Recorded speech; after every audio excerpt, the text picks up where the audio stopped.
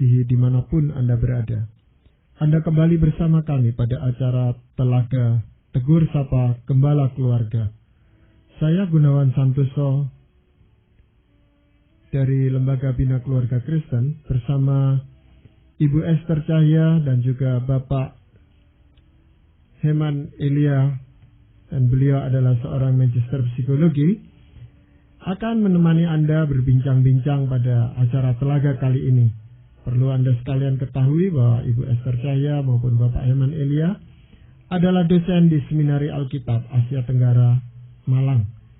Kali ini kami akan berbincang-bincang tentang kecerdasan dan tes kecerdasan. Kami percaya acara ini pasti sangat bermanfaat bagi kita sekalian, dan dari studio kami mengucapkan selamat mengikuti. Pak Eman, kali ini kita akan membicarakan suatu topik tentang kecerdasan, Pak Eman. Tetapi ada banyak ungkapan yang kadang-kadang membingungkan. Ada kecerdasan, ada kepandaian, ada kecerdikan. Nah, sebenarnya kecerdasan itu apa, Pak Eman? Kalau boleh diartikan, kecerdasan itu adalah suatu kemampuan umum dari seseorang dalam hal bagaimana dia memecahkan masalah hidupnya sehari-hari. Dan kemampuan ini dapat tercermin dari ketepatan, dan kedalaman berpikir seseorang itu di dalam mencari jalan keluar di dalam masalah hidupnya sehari-hari. Ya, jadi agak berbeda dengan kepandaian gitu, Pak. Ya, kalau kepandaian boleh dikatakan untuk kepandaian itu sebetulnya tetap diperlukan dasar kecerdasan, tetapi kepandaian seringkali lebih dikaitkan dengan masalah belajar, prestasi di sekolah dan sebagainya gitu, Pak ya. Betul. Oke. Lalu ini Pak Eman, anak yang dilahirkan di dalam satu keluarga, misalnya punya 2 atau 3 anak, kok bisa kecerdasannya berbeda-beda tuh gimana, Pak? Ini ada beberapa faktor yang mempengaruhinya. Misalnya saja faktor bawaan. Jadi meskipun mereka lahir dari orang tua yang sama, faktor bawaan ini bisa berbeda karena masalah genetik dan juga fungsi otak dan fungsi syaraf. Syaraf setiap orang itu bisa berbeda-beda. Tapi selain itu juga masalah gizi, masalah kebiasaan-kebiasaan dari kecil, masalah rangsangan atau stimulasi dari lingkungan. Misalnya kalau anak pertama dia lebih banyak mendapat stimulasi daripada anak kedua umumnya, tapi tidak selalu begitu. Itu akan membuat anak-anak yang pertama seringkali lebih cerdas begitu. Meskipun tidak selalu berarti demikian. Ini tergantung dari masing-masing lingkungan yang berbeda. Dan juga latihan-latihan atau kebiasaan-kebiasaan seorang anak itu akan berbeda-beda yang menyebabkan apakah seseorang bisa mengembangkan kecerdasannya atau tidak. Dengan kata lain, maksud Pak Heman, kecerdasan itu dapat dikembangkan lagi? Ya, saya percaya bahwa tingkat kecerdasan seseorang masih bisa ditingkatkan sampai batas tertentu. Maksud saya batas tertentu itu adalah potensi yang disediakan oleh faktor genetik. Jadi tergantung potensi dia. Seringkali masalahnya adalah potensi seseorang itu tidak dikembangkan secara maksimal. Jadi kita harusnya bisa mengembangkan kecerdasan itu secara maksimal. Tetapi ini juga harus dilakukan sedini mungkin. Jadi sebaiknya sejak anak yang masih sangat muda bisa dikembangkan kecerdasannya.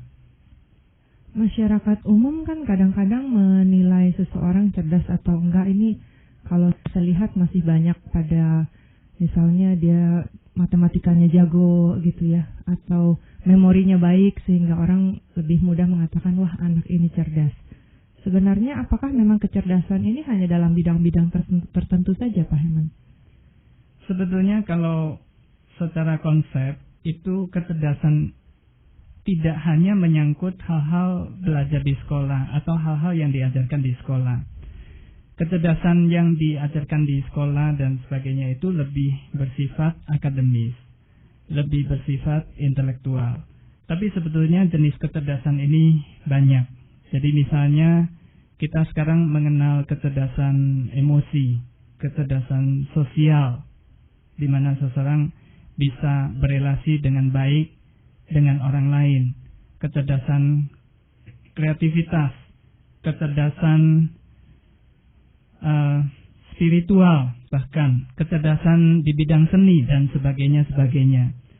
Ya, kenapa terjadi kesalahkaprahan bahwa kecerdasan itu hanya menyangkut hal-hal yang bersifat sekolah? Itu pertama karena adanya tes kecerdasan yang sejak dulu hanya mengukur hal-hal yang bersifat akademis. Itu yang pertama.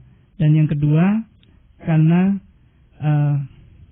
kecerdasan itu seringkali bisa dilihat orang atau dihargai orang itu dari sekolah, yang memang dari sejak dulu sekolah ini sangat mendominasi kehidupan anak. Padahal sebetulnya kalau dilihat, diperhatikan bahwa kesuksesan hidup seseorang tidak tergantung semata-mata pada kesuksesan di masa dia sekolah. Jadi ada anak yang kurang begitu berprestasi di sekolah, tetapi ternyata sangat berprestasi di dalam kehidupannya sehari-hari, dan itu banyak sekali contohnya. Salah satunya misalnya Thomas Alva Edison, kemudian juga Albert Einstein, yang kita semua tahu mereka orang-orang jenius yang tetapi gagal di sekolah. Nah, dalam hal itu apa memang bukan karena faktor bawaan, Pak Iman? Jadi memang bawaannya itu sudah memang sebenarnya cerdas ya? Betul, ada faktor bawaan di situ. Dan memang yang bagi saya yang faktor paling berperan di dalam kecerdasan itu memang faktor bawaan. Ya, tadi Pak Iman katakan juga bisa kita meningkatkan itu lewat gizi. Nah, mungkin ini yang lebih mudah dilakukan oleh orang tua, Pak Iman. Itu apa misalnya aja? Saya beri contoh misalnya sejak anak di dalam kandungan, begitu sang ibu sudah tahu bahwa dia hamil, seharusnya ibu ini lebih banyak makan makanan yang berprotein tinggi, misalnya ikan, banyak minum susu, daripada makan bakso atau makan rujak dan sebagainya. Hanya itu saja yang dimakan. Lebih baik dia makan makanan yang bergizi. Dan kemudian pada waktu anak lahir, nah anak juga perlu diberikan gizi yang cukup, disediakan gizi yang cukup. Nah ini dapat meningkatkan kecerdasan anak sampai dengan keoptimalan dari si kecerdasannya. Ya, dari beberapa anak yang saya lihat, memang karena dekat dengan saya, itu masih keluarga, anak-anak yang disusui oleh ibunya itu sampai agak besar, misalnya sampai 2 tahun atau 1,5 tahun, itu ternyata lebih pandai atau lebih cerdas dibandingkan saudara-saudara yang lain yang tidak mendapat kesempatan seperti itu, Pak Iman. Apakah hal itu ada pengaruhnya? Saya kira iya. Tapi kita juga harus pikirkan bahwa kalau misalnya anak tidak cukup mendapat gizi dari, maksudnya tidak cukup minum dari ASI, jadi ASI ibunya tidak mencukupi untuk kebutuhan anaknya, ya perlu diberikan juga makanan-makanan tambahan yang lain atau susu yang lain. Ya, tadi kita katakan mengatakan bahwa kecerdasan seseorang itu bisa diukur ya lewat tes dan sebagainya. Pak Iman bisa ceritakan sedikit tentang itu, Pak? Tentang tes kecerdasan, ini ada beberapa macam tes. Yang di Indonesia yang banyak sekali beredar adalah tes Binet untuk anak-anak. Biasanya dikenal dengan Stanford Binet karena dikembangkan oleh Terman dari Stanford University, dan ini Binet ini sudah meninggal lama. Nah, Itu tes untuk anak-anak. Selain juga ada itu spelanya itu WPPSI. Itu tes yang dibuat oleh Wechsler. Kemudian ada WISC, itu untuk anak-anak. WPPSI itu untuk anak prasekolah, sedangkan WISC itu untuk anak-anak. Itu tes yang bersifat individual. Kemudian ada beberapa tes kecerdasan lagi yang bersifat kelompok. Jadi tes ini yang biasanya dipakai untuk mengetahui secara cepat kira-kira tingkat kecerdasan seorang anak dan bagaimana kemampuan dia di dalam mengikuti pelajaran di sekolah. Itu bentuk tesnya seperti apa kira-kira, Pak? Yang umum digunakan itu? Ada subtes. Jadi misalnya ada pertanyaan-pertanyaan tentang informasi yang secara umum harus diketahui anak. Misalnya saja bagaimana caranya memasak air, atau misalnya juga siapa presiden Indonesia dan sebagainya. Itu pengetahuan umum yang harus dikuasai. Kemudian ada pertanyaan yang menyangkut hal-hal sosial yang dia harus tahu, misalnya apa yang kamu lakukan kalau kamu menemukan amplop berperangko cukup beralamat di tepi jalan misalnya, dan seterusnya. Kemudian ada hal yang menyangkut bahasa, menyangkut ketelitian dia di dalam melihat figur-figur atau gambar-gambar, logika, aritmatika, kemudian matematika dan seterusnya. Jadi ada banyak, dan ini semua setelah dihitung secara total akan menggambarkan tingkat kecerdasan seseorang. Lalu apakah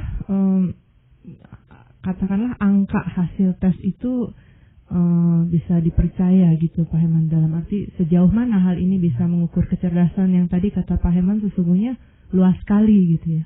Tes kecerdasan itu yang biasanya kita kenal dengan istilah IQ atau Intelligence Quotient. Jadi seringkali orang salah kaprah mengatakan bahwa tes kecerdasan itu tes IQ. Sebetulnya bukan. IQ itu adalah hasil dari tes kecerdasan. Itu selalu di dalam bentuk skor. Kemudian tadi pertanyaan sejauh mana tes kecerdasan itu bisa dipercaya. Sampai sekarang tes yang ada itu menurut penelitian kurang lebih bisa memperkirakan keberhasilan belajar seorang anak hingga 25%. Jadi ini angka yang sudah cukup baik atau sangat baik, bahkan bisa memperkirakan tingkat keberhasilan 25%. Tapi memang pada saat ini ada begitu banyak kritik terhadap tes kecerdasan. Karena salah satunya misalnya seperti yang tadi kita bicarakan, kecerdasan itu kan pengertiannya sangat luas. Tetapi tes kecerdasan hanya bisa mengukur sebagian kecil dari kecerdasan, yaitu yang menyangkut prestasi belajar di sekolah. Sehingga seringkali orang mengatakan bahwa tes kecerdasan itu sebetulnya tes bakat sekolah. Kira-kira seperti itu. Mungkin itu juga kah sebabnya kita bisa temukan anak-anak yang sepertinya memang hasil tes kecerdasan atau nilai IQ-nya bagus ya, di atas rata-rata atau cukup tinggi, tapi ternyata dalam sehari-hari prestasi di sekolahnya tidak sejalan gitu dengan hasil tes kecerdasannya, Pak Herman. Begitu nggak? Itu ada beberapa masalah memang di dalam tes kecerdasan. Seperti tadi dikatakan bahwa paling maksimal itu 25% kemungkinan untuk memperkirakan keberhasilan belajar. Jadi yang 75% itu apa? 75% itu misalnya adalah ada kalanya sifat-sifat dari seorang anak itu mempengaruhi di dalam hal belajar. Misalnya ada anak cerdas tapi dia terlalu malas atau terlalu ceroboh di dalam belajar. Kemungkinan lain misalnya anak cerdas tetapi dia merasa bosan. suka-suka anak cerdas itu tidak tertantang dengan pelajaran di sekolah karena dia menganggap cara guru mengajar itu kurang menarik.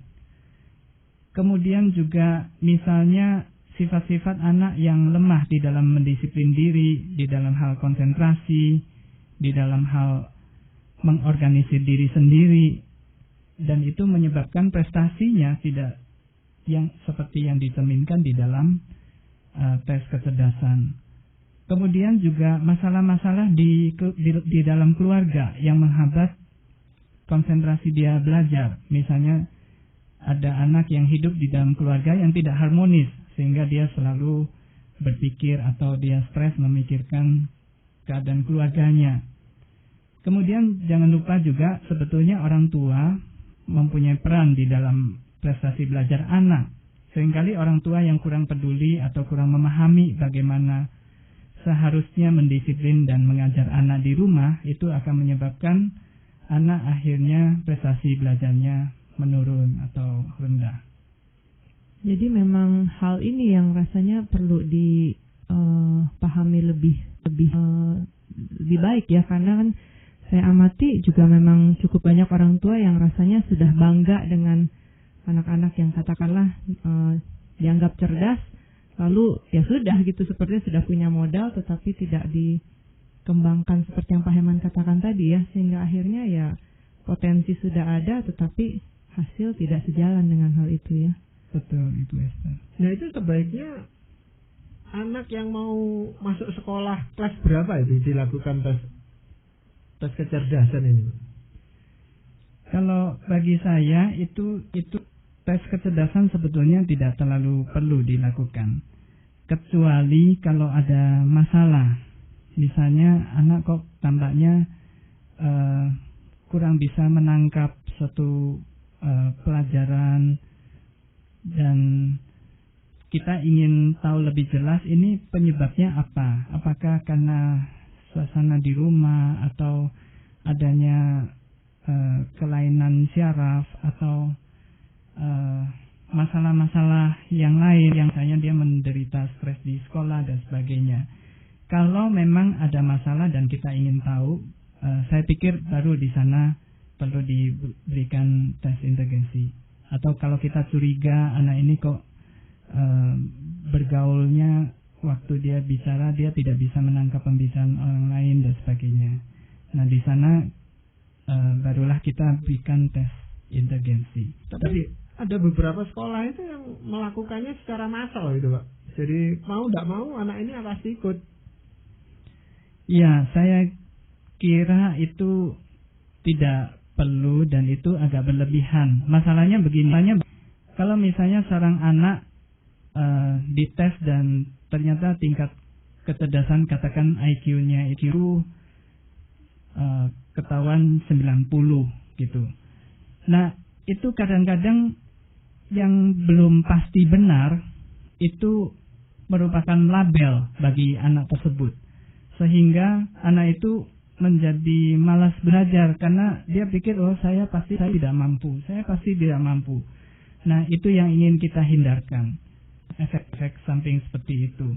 Karena seringkali terbukti bahwa justru usaha keras itu yang lebih mendukung prestasi belajar daripada kecerdasan. Padahal banyak orang menganggap sama halnya seperti pemeriksaan fisik yang sepertinya secara rutin harus dilakukan, mungkin jangan-jangan secara kecerdasan ini harus dicek nih, ada kenaikan atau enggak, sehingga sepertinya perlu secara berkala dilakukan. Sebenarnya sejauh mana hal ini diperlukan, Pak Heman? Itu ada kekeliruan pandangan di masyarakat saya kira, karena sebetulnya tes kecerdasan itu dibuat dengan suatu standarisasi atau norma berdasarkan membandingkan seseorang dengan kelompok usia sebaya. Jadi misalnya kalau kita itu memberikan tes kepada anak usia 7 tahun, itu anak 7 tahun itu tidak dibandingkan dengan anak-anak usia yang lebih muda atau yang lebih tua. Dan dia akan dibandingkan dengan anak-anak usia sebaya. Karena itu, kalau dites ulang pun, itu kemungkinannya akan sama saja hasilnya. Atau kalau misalnya ada perbedaan skor, biasanya perbedaan skor 7-10 poin adalah masih wajar dan normal. Nah, yang akan kita khawatirkan justru adalah kalau menjalani tes kecerdasan beberapa kali, si anak sudah ada faktor belajar dan latihan tes kecerdasan, sehingga skornya itu meningkat. Tetapi sebetulnya tingkat kecerdasan yang sesungguhnya dari anak itu tidak meningkat, sehingga di sini akan terjadi nantinya salah memberikan gambaran atau salah memperkirakan kecerdasan anak, justru akan berakibat lebih buruk dalam hal ini. Ya, nah, secara normal Pak ya, itu nilai berapa itu yang seseorang anak itu dianggap ya ini sudah cukup gitu loh? Tingkat inteligensi yang normal bagi anak itu adalah antara 90 sampai 109 atau 110. Itu tingkat inteligensi yang rata-rata. Pada tingkat inteligensi ini, ya anak akan tergolong rata-rata di kelas. Tentu saja lebih tinggi tingkatannya, dia akan lebih cepat menguasai pelajaran dan seterusnya. Tetapi ya itu tadi, saya ingin tegaskan sekali lagi bahwa tes inteligensi tidak perlu dilakukan, apalagi dilakukan berkali-kali dan terus-menerus, karena itu suatu tindakan yang berlebihan. Nah, katakanlah yang diketahui itu hasilnya ya pas tadi Pak Evan katakan 90 sampai 110 ya. Ini hasilnya 90 gitu. Lalu orang tua itu bisa berharap apa dari anak seperti ini? Sebagai orang tua, kita harus benar-benar menahan diri agar tidak memacu anak di luar kemampuannya. Terus terang, untuk anak yang dengan tingkat IQ 90 misalnya, kalau katakan untuk masalah dia, akhirnya kita terpaksa memberikan tes inteligensi kepada dia, maka anak demikian biasanya akan bersusah payah di dalam pelajarannya. Nah, usahakan supaya dia tidak diberikan sekolah, misalnya bersekolah di sekolah favorit yang begitu sulit pelajarannya. Dan usahakan untuk memuji dia bukan berdasarkan prestasinya, tetapi atas dasar usaha keras yang dilakukannya. Dan kalau memungkinkan, sediakan lebih banyak alternatif supaya anak mendasarkan diri kepada usaha kerasnya dan bukan hasil prestasinya. Nah, selain itu, seperti tadi yang digambarkan bahwa kecerdasan ini menyangkut selain faktor-faktor intelektual, maka kita perlu juga mengembangkan kecerdasan emosi dia, kecerdasan sosial, kecerdasan spiritual, kecerdasan kreativitas, kecerdasan seni, dan sebagainya. Jadi, tidak sempit seperti hanya kecerdasan akademis saja yang dikembangkan. Ya, nah dalam hal ini Pak Eman ya, tentu semua orang tua yang menginginkan anaknya cerdas gitu. Tetapi kan tadi ada faktor bawaan, ada banyak faktor yang mempengaruhi. Nah, tentunya anak yang dipercayakan oleh Tuhan ke tengah-tengah kita, itu pasti Tuhan punya maksud tertentu. Nah, mungkin Pak Eman bisa mengutip sebagian ayat dari Alkitab yang mendukung upaya ini. Saya akan kutipkan dari Amsal Salomo pasal 3 ayat 11-18. Di sini dikatakan demikian. Hai anakku, janganlah engkau menolak didikan Tuhan, dan janganlah engkau bosan akan peringatannya. Karena Tuhan memberi ajaran kepada yang dikasihinya, seperti seorang ayah kepada anak yang disayangi. Berbahagialah orang yang mendapat hikmat, orang yang memperoleh kepandaian, karena keuntungannya melebihi keuntungan perak, dan hasilnya melebihi emas. Ia lebih berharga daripada permata. Apapun yang kau inginkan tidak dapat menyamainya. Umur panjang ada di tangan kanannya, di tangan kirinya kekayaan dan kehormatan. Jalannya adalah jalan penuh bahagia, segala jalannya sejahtera semata-mata. Ia menjadi pohon kehidupan bagi orang yang memegangnya. Siapa yang berpegang padanya akan disebut berbahagia. Dari sini dikatakan, dari ayat-ayat yang kita bacakan, dikatakan bahwa didikan Tuhan itu akan memberikan ajaran supaya kita itu mempunyai hikmat dan beroleh kepandaian. Ya, berarti Tuhan menghendaki semua anak-anaknya pasti itu juga berupaya agar kecerdasan yang dikaruniakan itu terus dikembangkan gitu Pak. Betul, Pak Semaksimal Gunawan. mungkin bagi kemuliaan nama Tuhan itu pasti kan. Betul, Pak Gunawan. Tetapi ya bagi mereka yang katakan kecerdasannya pas-pasan pun, Tuhan itu masih membuka peluang-peluang yang lain sehingga dia tetap bisa berkarya sesuai dengan apa yang Tuhan rencanakan bagi dirinya. Betul. Jadi tidak ada alasan untuk rendah diri dan sebagainya kan di dalam hal ini. Betul. Ya, jadi terima kasih sekali Pak Eman untuk kesempatan perbincangan ini. Dan pada perbincangan yang akan datang kita pasti juga akan masih membicarakan tentang kecerdasan anak-anak ini. Juga terima kasih Ibu Esther untuk bersama dengan kami pada acara rekaman Telaga kali ini. Saudara-saudara pendengar, demikianlah tadi Anda telah mengikuti perbincangan kami dengan Bapak Eman Elia, Magister Psikologi, dalam acara Telaga, Tegur Sapa Gembala Keluarga. Kami baru saja berbincang-bincang tentang kecerdasan, kecerdasan. Bagi Anda yang berminat untuk mengetahui lebih lanjut mengenai acara ini, kami persilakan Anda menghubungi kami lewat surat. Alamatkan surat Anda ke Lembaga Bina Keluarga Kristen atau LBKK Jalan Cimanuk 58 Malang. Saran-saran, pertanyaan, serta tanggapan Anda sangat kami nantikan. Akhirnya dari studio kami ucapkan terima kasih atas perhatian Anda dan sampai jumpa pada acara